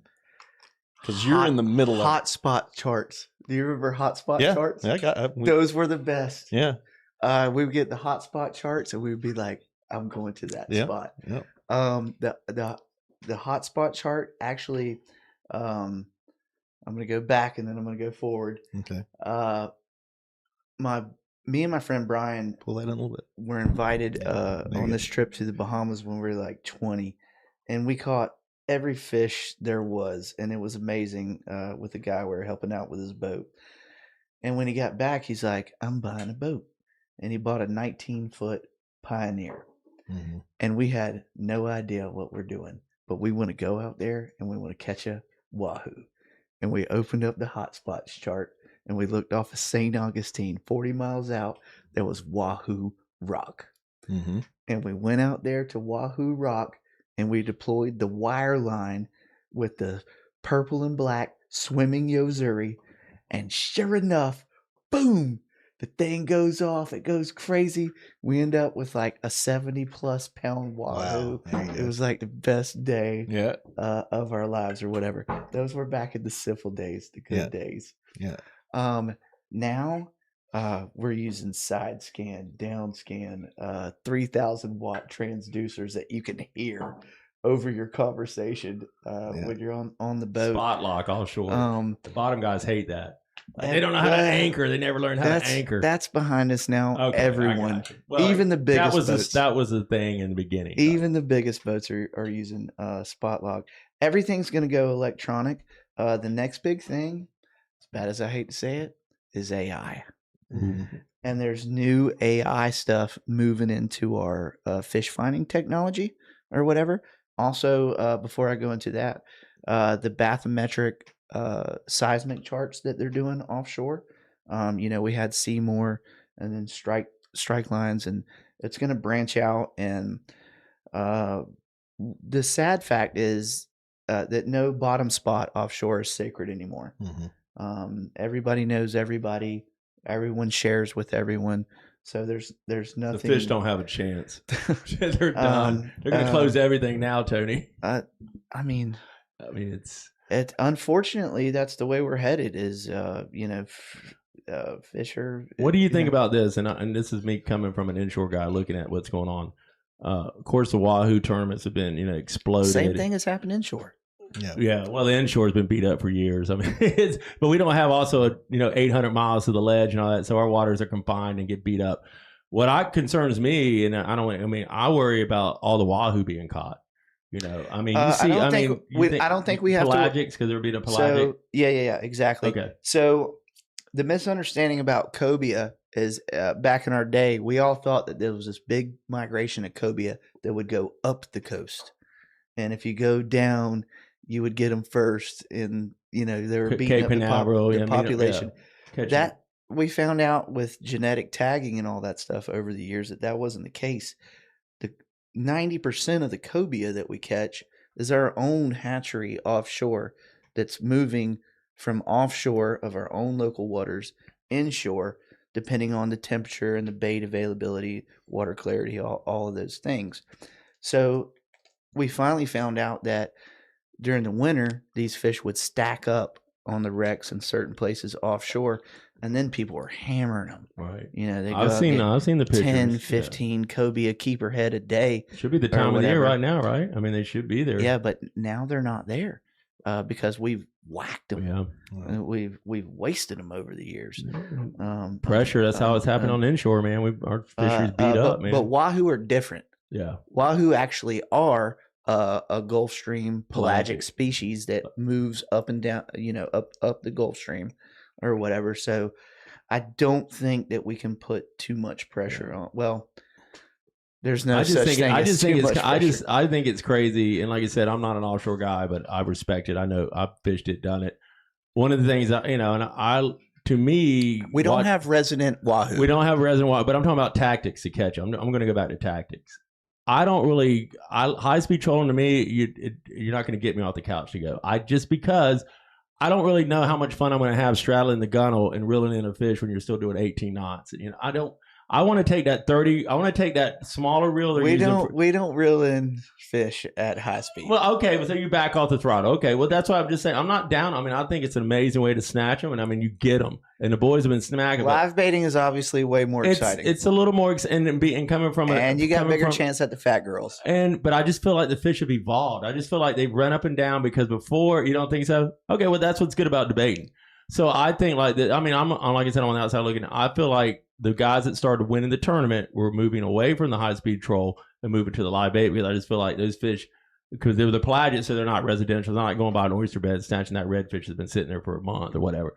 But don't you feel like the fish get used to sometimes? I think fish do start getting used to start seeing I mean, I know it might sound stupid, but it just seems like it's weird. Like live bait is taking over and like Absolutely, fish get that's what I'm saying. Conditioned to things. Yeah, and that's what I'm saying. But in a way. with wahoo being a pelagic species, that so you're not getting the same one every time on the ledge. They're gonna be moving. But I definitely agree that live baiting is definitely a better tactic than because I grew up throwing when I was fishing. We were running 30 internationals and a 50, and we were running ballyhoo. So I was running the blue and white Islanders, and I was running the rigging them myself and all that. So we'd pull up in the spread and one would go down. Boom, boom, and I'd clear the rod and I'd sit there and be fighting 40-pound bull dolphin. You want me to be honest? Yeah, I like riding around in the boat, listening to music. I know. Well, that's a good time and just with my boys, and then and that's what I mean. And going out and say, I just haven't. That's just me. But I haven't had that opportunity to truly do it, so I'm not going to sit here and say it's not the way. I just know how I'd like to fish. To have a competitive edge, you have to do that now. And I just think, but the guys will still smack them, and I mean, we catch them like that forever. I mean, look at I've seen them where they catch them over there in Exuma where they're using wire. They're trolling in Exuma, Bahamas. They're trolling true wire. I mean, that's how we got started with it. Yeah, I mean, that's just absolutely crazy. But those fish are brutal, man. I mean, this is a funny story. The biggest wahoo I've ever caught, I caught with Brian Dufek, and we were fishing out of a 21 Mako cuddy cabin with 2 ER doctors that said, "Chip, you want to go?" We went to the 21 bottom in the spring, and me and Brian had just became roommates. It was like 1997. And Brian, he's working with Dave at CNH, so he's rigging, and I'm like, wow, this is cool. And we make a turn on the 21 bottom. It was in the springtime, so we went about 45 miles out of St. Augustine. And next thing I know, you see the dolphin are jumping, right? So Dupac's like, hang on, here it comes. And next thing I looked down, this pin senator was in the wash, and I looked up and I saw this big old freaking mouth come up in the wash in the blue and white Islander and take that pin out. And I let Brian clear the rod. I'm like, get it, Brian, because I'd already got 80-pound wahoo. First wahoo I've ever got. Now I went from gapping. That's kingfish. A lifetime fish. I went from not anymore. I was gapping kingfish all during the summer, and then I started getting turned on and going further offshore. And so my first wahoo that I was on a boat was 80 pounds. Brian Dufek's got a picture of it, and we caught it, and it was so big we had nowhere to put it. We wrapped up in towels and laid up in the gunnel because we had no cooler big enough for it, and it weighed 80 pounds at St. Augustine. At that time, that was a legendary size fish. It was crazy how big it was. People are now saying that Jacksonville has the world class big fish fishery how many in the world. Well, Chris Schultz is my neighbor, Captain Chris, and he's right there. He got 110, and he got a call at the boat ramp that somebody weighed in a 120 after he just weighed in his 110-pound wahoo. And he got the call that somebody just weighed a 120 in, and he got second place in that wahoo. Tony, Don Combs. Tony, are you when you get the build finished, are you going to plan to do a lot of tournaments? Is that part of your game plan, or? Absolutely. We got the crew ready for live bait fishing. I know, look, guys. What are you going to? No disrespect, I'm just on the outside looking in. Like I said, I've never done it, but I ain't been with the boys. Like, I don't want to fish. It's just a troll, baby. Turn that music up. Give me a cold beer. Yeah, we're ready. That's the country clubbing right there, baby. But you going to do? So what kind of, I'm not an offshore guy. The wahoo, do you bill fish? Is that something you're into, or is it just? Not really. I love high speed wahoo trolling. Yeah. That's what we've done for years, and it's a blast. What about the tuna? If you're going to go to the other side, you're going to do the same thing with them? I'm going to get now. You got radar. You get the birds. Now I have the ultimate range vessel for going to the other side. I might go to the other side with you. You got EPIRB, you got rafts, you got all that shit. I got everything.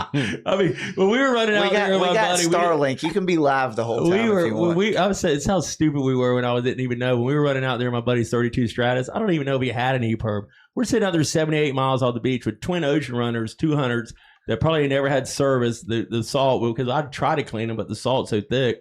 But I just kept thinking to myself, we're really small out here. If we were to go down, I think we would have died because I don't even know if he had an EPIRB or anything. I run with 3 different EPIRBs. So one's usually mounted on the transom, hydrostatic release, which means if it goes underwater, it's going to automatically release and float to the top. I keep the latest and greatest on me with there's EPIRB plus like 306 megahertz and all this different technology in the new handheld you wouldn't call it that. I'm losing the name right now, but anyway. But so you have, And then we got a what- backup main EPIRB in the boat. But that's the way you should do it. I mean, but Yeah. we didn't know. We got a raft. Yeah, I mean, you look at some of these. I mean, and Well, they didn't even have EPIRBs back then. I'm not did they? trying to be one of these disappear guys. No, hey guys, if I disappear, y'all better come and because get this me. guy right here, anytime, Y'all better come get me. Anytime, like the firemen, when the firemen disappeared and all that, Tony Eden, We gone. and I give you credit. We gone. And tell us about when you went looking for those kids that drowned in the river and you hit the rocks. He hit the rocks at the wall, the submerged jetty. Oh, really? He hit it. Wow. Roasted my props. He got his chart. They go, we see something, you know. I mean, it was when those, and there's that submerged jetty. A lot of people don't know it's there. It goes from 25 to 30 I had no feet. idea. Right up. It was not on my chart. That's one of our big trout spots for years. That's where we used to get our big trout, and then nobody really knows it. And then Tony actually took the freaking Freeman and found out quick. Yeah. But he's always led the charge to go and volunteer. I mean, I've watched you. You know, anytime somebody disappeared, you're either posting it or if it's local, you're on the water. We started. I commend you for that, Tony. That's pretty stout, man. Because I'm terrified of being lost at sea. Sure. We started a page called Mariners Alert many years ago, and there's I haven't even checked lately. There's got to be 20, 30,000 mariners on there that follow the page or whatever. But yeah, especially anybody in our local community. There's kind of a weird caveat to that. Like if it's bad conditions, it can be dangerous to go out there and hunt for people, and you can also interfere with the Coast Guard's search. So before anybody goes off to search when something bad happens, you need to contact the Coast Guard first. And if you're serious, you say, hey, you know, what's the search grid that you're working? I have night vision. I have radar. I have a vessel capable of the conditions that are available. Where can we go out, and what would you have us do? And you can actually communicate with the Coast Guard. That's cool. They'll put you in on that. And one thing about offshore fishing now, like opposed to when I was doing it with my buddy, there's always usually people teaming up or offshore right now. So if you did go, you know, to the tuna patch or something, you're out there and something happens, there was enough boats now this day and age. If it's a good day, they're actually, and what kind of scares me sometimes when I see these guys in these bay boats pushing it, when you'll see these guys run 60 miles. I mean, the 24 Pathfinder in the Cubia tournament. I've seen them run out there with bladders of fuel and all that, dude. I mean, it only takes, it gets snotty quick. I mean, it can turn on you quick out there. We think it's the inexperienced. Jeez, I don't advocate for that shit. Or small boats or whatever that disappear. But y'all saw the 42-foot Freeman just recently with the two guys. Nobody knows. They're just lost. The two guys, they found the boat trolling baits. Yeah. At approximately 5-6 miles per hour. Coast Guard dropped the frogmen. They go down there. They board the vessel. First thing they did was pull in the baits and the stuff trolling behind the boat so it wouldn't interfere with them, you know, checking out the boat or whatever. They took the vessel's anchor, dropped the anchor, so now it's going to remain where it's at and be safe. And then they can kind of maybe backpedal the position. And not a hazard. And then, you know, even the FBI got involved with it and everything. I've heard some conspiracy theories on there's that. a lot of conspiracy theories on that one. But at the end of the day, it was two very experienced fishermen in $1 million boat. Yep. Just the two of them that disappeared. And, you know, we got conspiracy theories, but are you really going to run off with your uncle? No, I get. I mean, we don't. You know? We might not ever know what happens, but I mean, like you said, people are pushing the limits more than ever. So, the moral of the story is: make sure you got all your safety gear. Tell people where you're going. Keep in touch. Get an EPIRB. You know, have extra EPIRBs. I mean, my crew when we go out in the dark, I give them all you know, a flashlight, the strobe flashlight thing to put on one of their garments. I encourage all of them to carry their own MLBs or whatever. Now, what do you got for inshore? Does that? You can use the same things inshore. Yeah. Do people do that? You do, Bob. I noticed. I mean, Bob's really. I don't have EPIRB or anything like that. No, but my wife's always like, "You need something like that." You always wear your kill switch, which I think I always got there without doing it. But the one that I carry on me, and I hate this, that I can't remember the exact name, but there's a new one made by ACR that's puts out all the frequencies, the latest and greatest frequencies at the same time. And you know, with like one little twist or whatever, you can activate this thing and say, bring in the helicopters. Yeah. But I mean, I didn't think about More or inshore, less. man. My brother-in-law got stuck out there one night. He did a wrong turn and ended up in Dude, the mud flat. He stayed out there all night, A lot man. of people been lost in the last few Yeah. years inshore. Yeah, I Here mean, in Jacksonville. No, that you look at- river, look I at- wouldn't want to fall in yeah. that river, man. I mean, if you get out there on an outgoing tide, it'll damn sure kill you. But Mm. well, man, I gotta ask you. I know we're getting late here. We're gonna wrap it up, Bob. I think we've done an amazing job. I know you've done a good job keeping me on the buzzer. I need to get the buzzer. I know, but I want to go ahead and make this right now, Tony. I want to invite you in when you get done with the build. Would you'd like to come back and maybe tell us about when you finish it and all that? Maybe we'll bring Sure. some pictures. Tell you some Miami boat show. Tell us some Miami boat shows. I'm going to give you one last thing to tell you people out there. What who is Tony Eden? Just a regular guy that grew up on the north side and worked for Buddy Dean for a while and found a passion in working in boats, and I wanted to make a difference and do it as good as I possibly could do. Started trying to build a team, and that took me years and years and years and many, many, many failures, and who knows, it could fail tomorrow or whatever. I'm just a regular guy that I want to be the best there is at boat rigging. I think that's amazing. I think you you paved the way, man. I mean, you've done. You know what? Actions speak louder than words. When people talk it, you talk it. You do it. I mean, I can't sit here and say I've ever built a boat, man, and ripped out this. But I mean, I'm just not mechanical. But the thing about it is, when Tony Eden says he's going to build the best of the best, you watch his builds. Tony, what's your handles on social media? Boattronics. Just Boattronics is easy So to look up. go like him and see us. You can watch us on YouTube, but like I said, we'll be getting to Spotify soon. But we are going to have Tony back when he finishes that instead of Bill. We'll also probably get some photos if we can. But I mean, we could sit here and see how you can get caught up, man, and just talk forever when it comes to a podcast. Yeah. I mean, you've been a great, unbelievable guest, dude. I want to tell you how much I appreciate Thanks, you. man. Thanks for You're my having boy. me. Love you. Yeah. And I got Bob Morris over there, and we're going to tell you guys right now. It's such a cliche, like, subscribe, whatever. But leave a comment on there. Let us know what you think, and Tony will probably answer it or something like that. And if there's any guys that want to be tag along with Tony and go learn the business, I mean, if you give him a call, you can find him on social media. He'd love to have an apprentice out there pulling wire.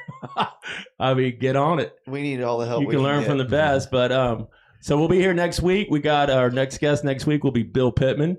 Redfish extraordinaire. He's kind of like Bob Morris. Ask Bill about when his boat blew up. I will ask Bill about that. We'll have Bill Pittman on here next week. He'll be getting ready for the power pole that's coming to town on the 24th. We'll have him in here. He's won some big tournaments. I want to tell everybody thank you so much for listening. I'm Chip Davis.